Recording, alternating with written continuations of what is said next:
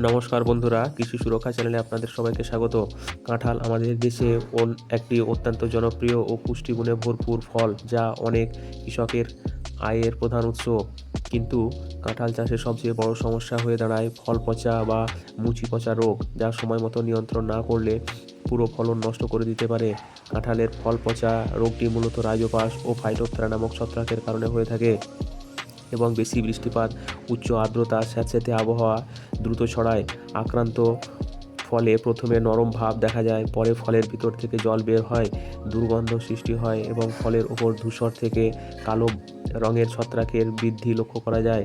Phytophthora দ্বারা আক্রান্ত হলে ফলের গায়ে জল ভেজা দাগ তৈরি হয় এবং অল্প সময়ের মধ্যেই পুরো ফল পচে নষ্ট হয়।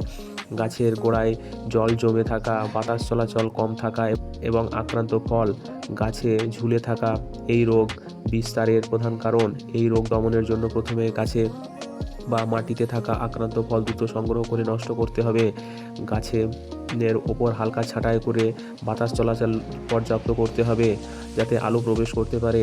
গাছের গোড়ায় কোনো অবস্থাতে জল জমতে দেওয়া যাবে না এবং প্রয়োজন অনুযায়ী ড্রেনের ব্যবস্থা করতে হবে। বাগান পরিষ্কার রাখা, আগাছা দমন করা এবং ফল বা ডাল কাটার সময় আঘাত না লাগে তার ব্যবস্থা করতে হবে, কারণ ক্ষত স্থান দিয়েই ছত্রাক সহজেই প্রবেশ করে। ফল ধরার প্রাথমিক অবস্থায় প্রতিরোধকমূলক ভাবে ম্যানকোজেব 2 গ্রাম প্রতি লিটার জলে গুলে স্প্রে করলে রোগের প্রকোপ কমে। একইভাবে কপার অক্সিক্লোরাইড 3 গ্রাম প্রতি লিটার জলে মিশিয়ে স্প্রে করলে ফলকে ফাইটোপথেরার আক্রমণ থেকে রক্ষা করা যায়।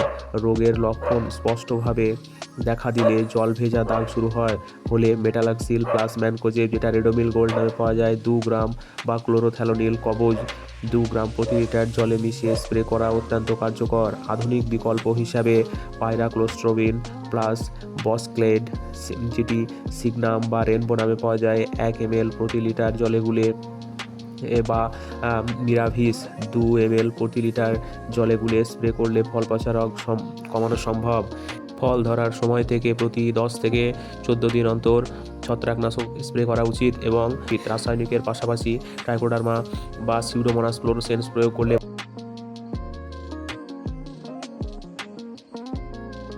মাটিবাহিত রোগ, ফাইটোপথেরা ছত্রাকের আক্রমণ কমে এবং পুনরায় হওয়ার ঝুঁকি কমে যায়।